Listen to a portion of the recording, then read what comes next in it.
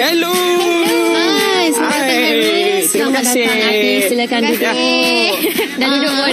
Duduk pun. Hairul dan Ati, saya rasa topik yang akan kita bincangkan pada malam ini dekat dengan anda sebab anda juga pengguna pengangkutan awam kan. Betul. Jadi pernah tak ada pengalaman sendiri tentang tempat duduk khas ni?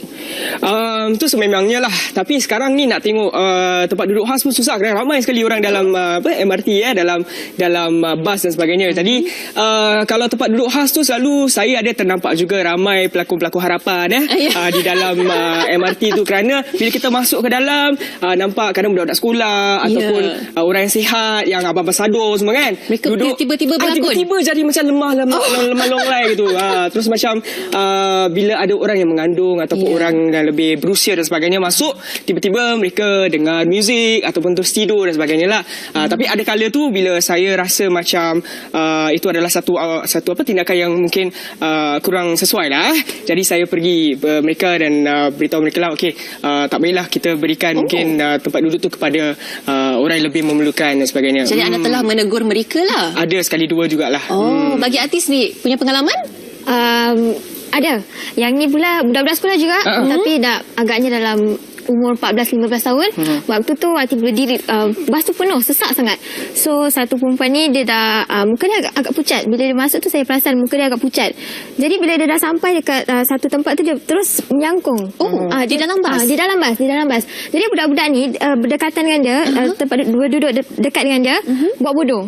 So saya rasa macam you cannot be doing this. Dia dah macam gitu, dah agaknya tengah nangis pun ada. So saya pergi dekat budak-budak tu, saya cakap tolonglah kasih, dia dah macam gini, takkanlah you just buat bodoh. So budak-budak tu cakap dengan saya, dia tak cakap apa-apa apa. Kenapa awak yang sibuk-sibuk? You know, budak-budak sekarang jadi saya agak terkejut macam takkanlah you don't have perasaan dah nampak orang macam itu. dah nampak orang macam itu. Kan? Walaupun orang yang tengah menyangkung tu agak muda mungkin dalam bayi-bayi kita semua sama bayi kita. Sama lah. Saya pun agak terkejut juga sebab perkara-perkara seperti ini masih lagi berlaku dalam pengangkutan awam kita. Sebab saya pernah terbaca tentang satu kajian oleh LTA pada tahun 2013. 94% daripada 1,000 pengguna pengangkutan awam yang sertai kajian ini mengatakan yang mereka akan berikan tempat duduk kepada mereka yang memerlukan. Jadi bila dengar cerita-cerita macam gini macam agak menghairankan juga.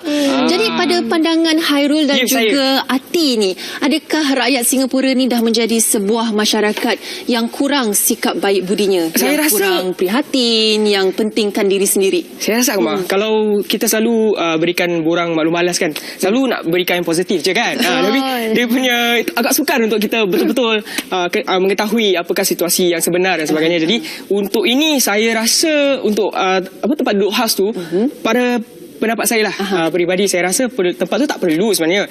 Kalau kita semua orang-orang yang berperi kemanusiaan, orang yang orang kata prihatin dan sebagainya kan. Jadi kita tak perlu ada satu tempat khas untuk memberitahu kita atau mengingatkan kita tentang kita harus berikan kepada orang-orang yang memerlukan dan sebagainya. Kita nampak je memang tanggungjawab kita sebagai seorang rakyat Singapura yang ada sifat-sifat sedemikian untuk bangun dan silakan duduk kerana beliau lebih memerlukan. Sebab sekarang tempat duduk khas tu dah jadi membuat orang fikir, that's a mindset. Kalau saya tak duduk dekat tempat khas tu, that means saya tak perlu bangun untuk kasih orang lain yang lebih memerlukan. So that reserve seat, orang ni patutnya pergi dekat orang yang duduk kat reserve seat tu.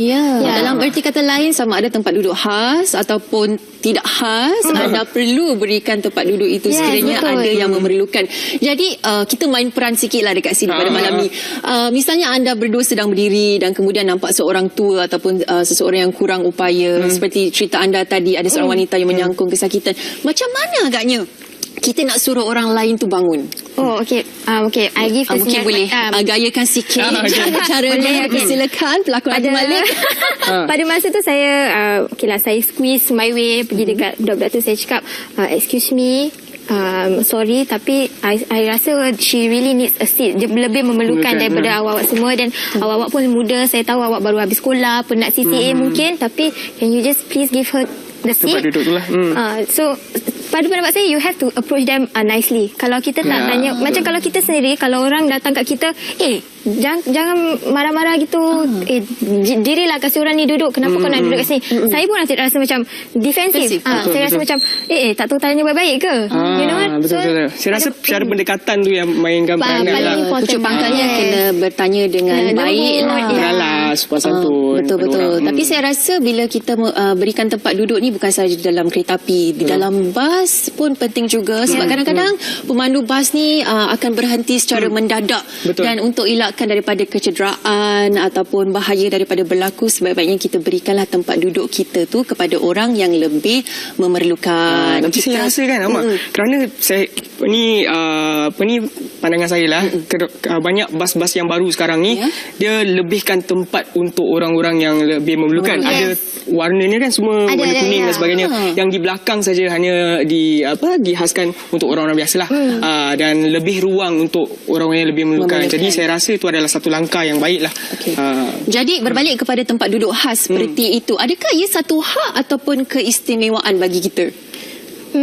Saya rasa ianya menjadi satu hak. Seperti yang saya katakan tadi, people have the mindset reserve seat, itu hak saya. Saya mengandung, I need to get that seat. Tadi but Hairul bring up a very good point. Macam kalau everybody has to be in general, tempat duduk tu semua kena sama. Kalau semua orang fikir macam gitu, ia jadi satu hak. Jadi semua orang akan pergi kat reserve seat, sengaja diri dekat depan situ. Saya tua, saya kena duduk kat sini. Awak bangun, you know.